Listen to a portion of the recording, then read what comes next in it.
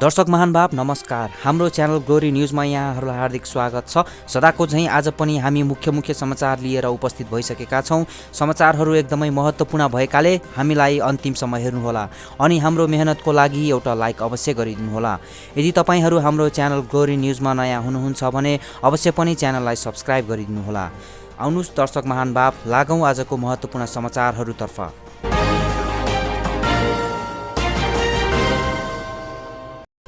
पछिल्लो 24 घण्टामा नेपालमा 9023 जनामा कोरोना संक्रमित थपिएका छन्। स्वास्थ्य तथा जनसङ्ख्या मन्त्रालयका अनुसार देशका विभिन्न प्रयोगशालामा गरिएको 19,987 परीक्षणबाट शुक्रबार 9023 जना संक्रमित फेला परेका हुन्। यो सँगै नेपालमा कोरोना संक्रमितको सङ्ख्या 3,77,603 पुगेको छ। त्यस्तै पछिल्लो 24 घण्टामा 2,905 जना डिस्चार्ज भएका छन्। यो सँगै निको हुनेको सङ्ख्या 2,95,394 पुगेको छ। सोही अवधिमा कोरोनाबाट 50 जनाको मृत्यु भएको मन्त्रालयको तथ्याङ्क छ। यो सँगै कोरोनाबाट ज्यान गुमाउनेको सङ्ख्या 3,579 पुगेको छ। सक्रिय सङ्क्रमित 78,629 जना छन् भने क्वारेन्टाइनमा 380 जना रहेका छन्।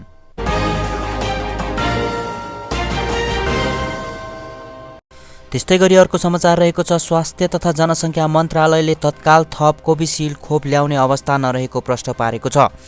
मन्त्रालयका प्रवक्ता डाक्टर जागेश्वर गौतमले शुक्रबार विज्ञप्ति जारी गर्दै सेरम इन्स्टिच्युट इन्डियामा आगलागी र क्षमता विस्तारमा अवरोध भइरहेकोले तत्काल थप खोप दिन नसक्ने बताएको जानकारी गराएका हुन्।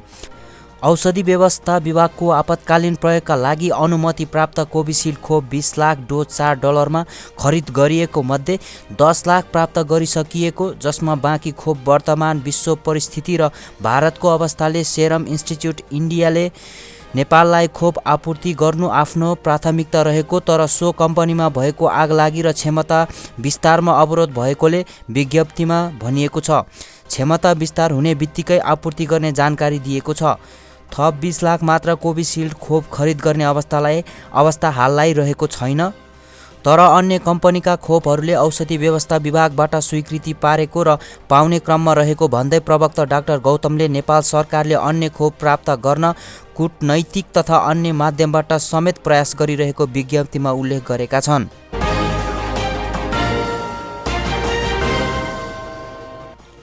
त्यस्तै गरी अर्को समाचार रहेको छ। कोहलपुर नगरपालिका 5 का 59 वर्षीय पुरुषको PCR रिपोर्ट कुर्दै अस्पतालमा ज्यान गएको छ।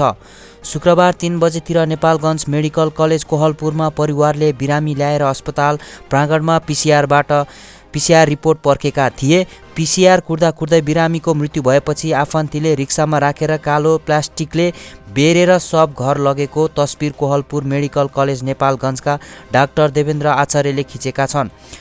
उनले फेसबुक पोस्टमा संक्रमितको अवस्था दिनानुदिन बढ्दै गएकोले मनोबल बढाउन अनुरोध समेत गरेका छन्।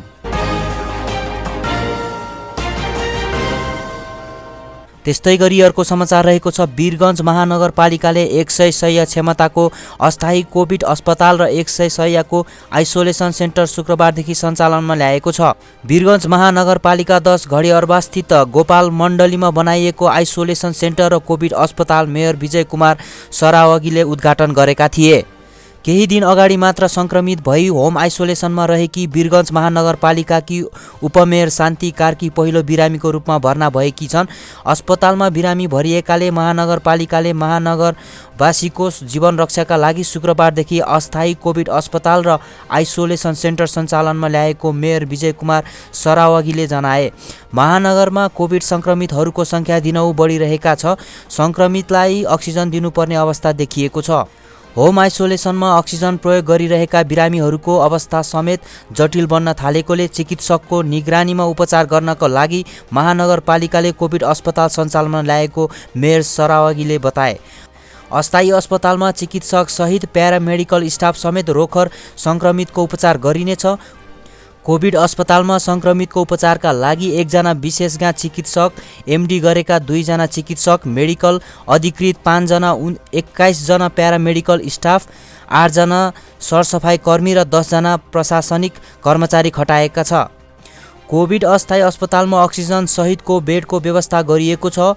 कान्तिपुरसँग मेयर सरावगीले भने होम आइसोलेसनमा रहेका अक्सिजन प्रयोग गर्नुपर्ने सङ्क्रमितहरूलाई अस्थायी कोभिड अस्पतालमा उपचार गरिनेछ। होम आइसोलेसनमा रहेका बिरामीलाई चिकित्सकको निगरानीमा अक्सिजन दिनुपर्ने अवस्था देखिएको छ। त्यस्तै सङ्क्रमितलाई महानगरको कोभिड अस्पतालमा उपचार गर्छौँ। कोभिड अस्पतालमा उपचारार्थ भर्ना भएका सङ्क्रमितलाई अक्सिजन, औषधि, खाजा, खाना समेत महानगरपालिकाले निशुल्क रूपमा उपलब्ध गराउने मेयर सरावगीले जनाए।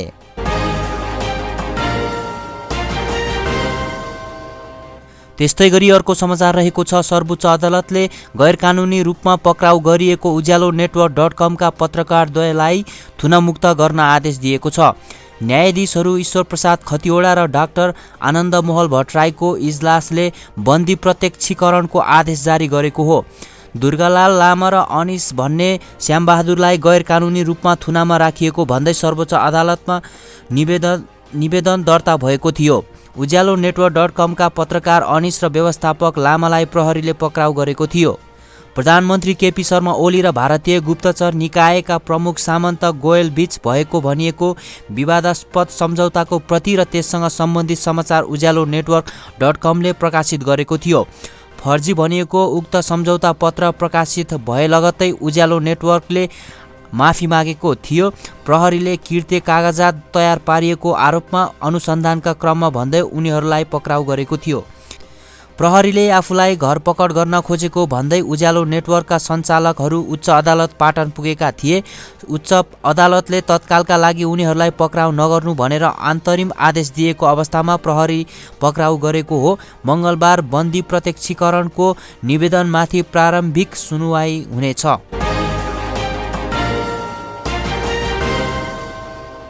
त्यस्तै गरी अर्को समाचार रहेको छ। पार्टी विवाद समाधानका विषयमा नेकपा एमाले अध्यक्ष केपी शर्मा ओली र नेता माधव कुमार नेपाल पक्षका नेताहरूबीच प्रधानमन्त्री निवास बालुवाटारमा संवाद भएको छ।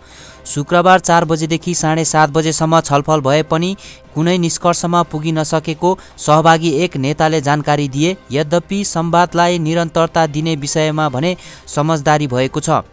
छलफलमा ओलीको तर्फबाट उपमहासचिव विष्णु पौडेल, स्थायी कमिटी सदस्यद्वय सुभाष नेम्बाङ र विष्णु रिमाल सहभागी थिए। नेपाल पक्षबाट उपमहासचिव घनश्याम भुषाल तथा सचिवहरू गोकर्ण विष्ट र योगेश भट्टराई सहभागी रहेको ती नेताले जानकारी दिए। छलफलमा नेपाल पक्षका नेताहरूले माओवादीसँग एकता गर्नुपूर्वक अवस्थामा पार्टीलाई फर्काएर अगाडि बढ्नुपर्ने अडान नै दोहोर्याएका छन्। ओली पक्षका नेताहरूले भने त्यसभन्दा मध्यमार्गी बाटो खोज्नुपर्ने प्रस्ताव राखेको नेपाल पक्षका एक नेताले जानकारी दिए। पहिलो एकता पूर्वको कमिटीलाई यथास्थितिमा फर्काउने र अनि माओवादीलाई आएका साथीलाई थप्ने नै निकास हो भन्ने अडान राखेका छौँ। ती नेताले भने उहाँहरूले मध्यमार्गी बाटो खोज्नु पर्यो भन्नुभयो। सहमति भएन। छलफल सौहार्दपूर्ण भयो र वार्ता जारी राख्ने भन्ने सहमति गरेर उठ्यौँ। ती नेताका अनुसार ओली पक्षले मध्यमार्गी प्रस्ताव भने पेश गरेका थिएनन्। फागुन 28 को निर्णय छोड्न प्रधानमन्त्री तयार हुनुहुन्न, तर बीचको बाटो खोजौँ भन्नुभयो। ती नेताले भने बीचको बिन्दु के हो भन्ने प्रश्नमा ती नेताले भने हामीले कम्तीमा 9 महाधिवेशनबाट बनेको आधिकारिक कमिटीको मेकानिजमबाट समाधान खोजेर जानुपर्छ भन्यौ। ती नेताले भने नेपाल पक्षले राखेका प्रस्तावबारे ओलीलाई ब्रिफिङ गरेपछि पुनः शनिबार संवादमा बस्ने सहमति भएको ती नेताले बताए। तर समय भने तय भइसकेको छैन। शनिबार पुनः छलफलपछि ओली र नेपाल बीच पनि संवाद हुन सक्ने उनले बताए। यो टिमले विवाद समाधानको सम्भावना अगाडि बढायो भने ओली कमरेड र माधव कमरेड बीच संवाद होला, नत्र नहुन पनि सक्छ। त्यस्तो आशावादी हुने स्थिति छैन, तर कम्तीमा संवादहीनताको स्थितिमा संवाद सुरु भएको छ, ती नेताले भने। प्रधानमन्त्री ओलीले शुक्रबार बिहान नेता विष्टलाई बोलाएर करिब 3 घण्टा छलफल गरेका थिए।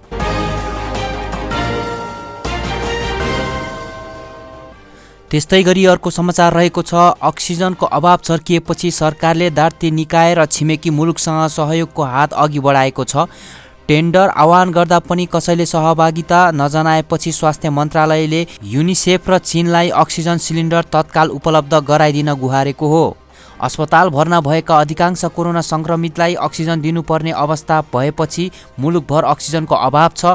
स्वास्थ्य सेवा विभागको व्यवस्थापन महाशाखाले अक्सिजनको हाहाकार कम गर्न एक साता अघि 1000 थान सिलिन्डर खरिद गर्न खोज्दा पनि टेन्डरमा कसैले भाग लिएका थिएनन्। स्वास्थ्य तथा जनसङ्ख्या मन्त्री हृदय त्रिपाठीले शुक्रबार स्वास्थ्य सचिव विभागका महानिर्देशक, व्यवस्थापन महाशाखाका निर्देशक, औषधि व्यवस्था विभागका महानिर्देशक लगायतलाई बोलाएर आवश्यक स्वास्थ्य उपकरण र अन्य सामग्री तत्काल कसरी व्यवस्थापन गर्न सकिन्छ भनेर योजना मागेका थिए। यसअघि टेन्डर गर्दा कसैले इच्छा नदेखाएकाले फेरि छोटो अवधि राखेर टेन्डर निकाल्न निर्देशन आएको छ। व्यवस्थापन महाशाखाका निर्देशक डाक्टर भीमसिंह तिवारीले भने, दाताहरूसँग पनि समन्वय गरिरहन्छौँ, यता टेन्डर पनि निकाल्छौँ। दातासँग मन्त्रालयले समन्वय गरिरहेको छ भने थप सिलिन्डर खरिद गर्ने जिम्मेवारी विभागले पाएको छ। मन्त्रालयका प्रमुख विशेषज्ञ डाक्टर प्रोसन पोखरेलले चीनले उपलब्ध गराउने 20,000 सिलिन्डर मध्ये 3,500 सिलिन्डर छिट्टै आउने बताए। मन्त्रालयले युनिसेफलाई सिलिन्डरको व्यवस्थापन गरिदिन आग्रह गरेको थियो। युनिसेफले बङ्गलादेशसँग सम्झौता गरे पनि उसले दिन नसक्ने बताएपछि चीनबाटै ल्याएर दिन लागेको तिकरीले जानकारी दिए। अक्सिजन सिलिन्डर बढाउन कुनै कसरत बाँकी राखेको छैनौँ, उनले भने। स्वास्थ्य सेवा विभागले अक्सिजन सिलिन्डर खरिदका लागि उत्पादक कम्पनीसँग पनि आग्रह गरिरहेको स्रोतले जनाएको छ। मौखिक रूपमा सहमति जनाए पनि उनीहरू लिखित रूपमा दिन तयार भएका छैनन्। कारबाहीमा परिने डरले अघि बढ्न नचाहेको हुन सक्छ, स्रोतले भन्यो। शहीद शुक्रराज ट्रपिकल तथा सरुवा रोग अस्पतालका सरुवा रोग विशेषज्ञ डाक्टर अनुप बास्तोलाले पछिल्लो समय अस्पताल आउने 100% सङ्क्रमितलाई अक्सिजन चाहिएको बताए। जति पनि सङ्क्रमित आउँछन् सबैको अक्सिजनका मात्रा कम देखिएको हुन्छ। उनले भने, कोहीलाई कम दिनुपर्ला, कोहीलाई हाई फ्लोमा दिनुपर्ने हुन्छ। अक्सिजनको सबैभन्दा बढी माग लुम्बिनीमा रहेको स्वास्थ्य मन्त्रालयले जनाएको छ। लुम्बिनीमा सङ्क्रमितलाई अस्पतालमा भर्ना गरेर आफन्तले नै अक्सिजन खोजेर लैजाने गरेका छन्। कतिपय उद्योगीले सिलिन्डर अभावकै कारण पूर्ण क्षमतामा प्लान्ट सञ्चालन गर्न नसकेको जनाएका छन्। विभागले केही दिनअघि 1000 सिलिन्डर खरिद गरेर अस्पताललाई वितरण गरेको थियो। काठमाडौँ, भक्तपुर र ललितपुर प्रशासन प्रहरीले उपत्यकाबाट 6784 थान सिलिन्डर नियन्त्रणमा लिएर विभिन्न अस्पताललाई वितरण गरेका छन्। हस्त दर्शकबिन आजको लागि केही महत्त्वपूर्ण समाचार तथा जानकारीहरू यति नै। हरेक दिन ताजा अनि सत्य समाचार हेर्नको लागि हाम्रो युट्युब च्यानल ग्लोरी न्युजलाई सब्स्क्राइब गर्नुहोला। तपाईँको आजको दिन उत्कृष्ट बनोस्। धन्यवाद।